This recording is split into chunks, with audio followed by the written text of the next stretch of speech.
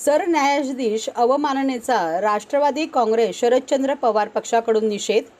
सर्वोच्च न्यायालयाचे सरन्यायाधीश भूषण गवई यांच्यावर राकेश किशोर तिवारी याने भर न्यायदान कक्षात बूट फेकून मारण्याचा प्रयत्न केला, तसेच त्याने या कृत्याबद्दल पश्चातापही व्यक्त केला नाही।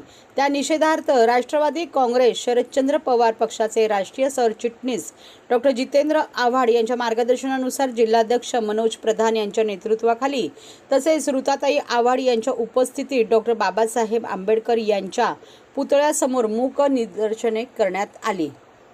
सोमवारी सर्वोच्च न्यायालयात कामकाज सुरू असताना राकेश किशोर तिवारी या वकिलाने बूट फेकण्याचा प्रयत्न केला होता। हा प्रकार म्हणजे न्यायालयीन प्रक्रियेवर हल्ला असल्याचा आरोप करत राष्ट्रवादी काँग्रेस शरदचंद्र पवार पक्षाच्या कार्यकर्त्यांनी हे आंदोलन केले। सर्व कार्यकर्ते डॉक्टर बाबासाहेब आंबेडकर यांच्या पुतळ्यासमोर काळ्या फिती लावून तसेच हातात संविधानाच्या प्रती घेऊन बसले होते। या प्रसंगी मनोज प्रधान म्हणाले की सोमवारी राकेश किशोर या वकिलाने सरन्यायाधीशांवर बूट फेकून मारण्याचा प्रयत्न केला। सरन्यायाधीश म्हणजे देशाच्या न्याय प्रक्रियेतील सर्वोच्च स्थान आहे। आज तेही सुरक्षित नसतील तर देशातील एकही नागरिक सुरक्षित नाही, हे स्पष्ट होत आहे।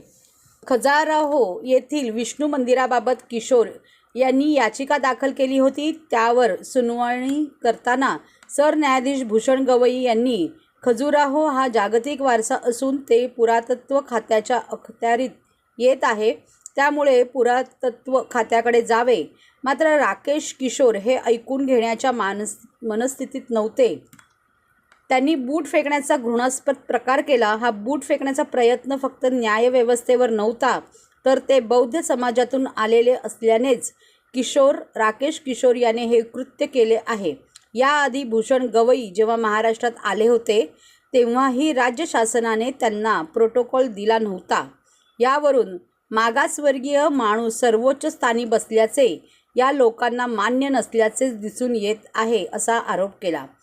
प्रदेश प्रवक्त्या रचना वैद्य यांनी या घटनेचा आम्ही निषेध करतो। ही घटना फक्त व्यक्ती म्हणून न पाहता न्यायव्यवस्थेवर केलेला हल्ला आहे, असे सांगितले। सनातन धर्माच्या नावाखाली दंगली भडकवण्याचा प्रयत्न असून हा देशातील नागरिकांवरील हल्ला आहे, अशी टीका युवक अध्यक्ष अभिजित पवार यांनी केली। ॲडव्होकेट राकेश किशोर याने सीजेच्या कोर्टरूममध्ये सीजेनवर एक भयाड हल्ला केला। त्याच्या निषेधार्थ आज आम्ही या ठिकाणी बसलेलो आहोत। हा हल्ला संविधानावर आहे आणि हा कधीच सहन केला जाणार नाही। जेव्हा पहिल्यांदा सीजे मुंबईत आले तेव्हाही त्यांना प्रोटोकॉल दिलं नव्हतं आणि तेव्हाच अंदाज आलेला की एक बौद्ध हा सीजे झाल्यामुळे हे खूपशा लोकांना आवडलेलं नाही आणि सनातनाच्या नावाखाली जो काल भयाड हल्ला केला, कारण एकदम दुय्यम होतं, त्याच्यात काहीही तथ्य नव्हतं। 16 सप्टेंबरला एक PIL त्यांनी टाकली होती यांच्यासमोर आणि त्या PIL एका खजुराहोमध्ये एक विटंबना झाली एका विष्णूच्या मूर्तीची। कित्येक 100 वर्षापूर्वी असा तो PIL होता। ते सीजेंनी त्याच्या विरोधात निकाल दिला, त्याच्यासाठी म्हणून काल हे करण्यात आलं।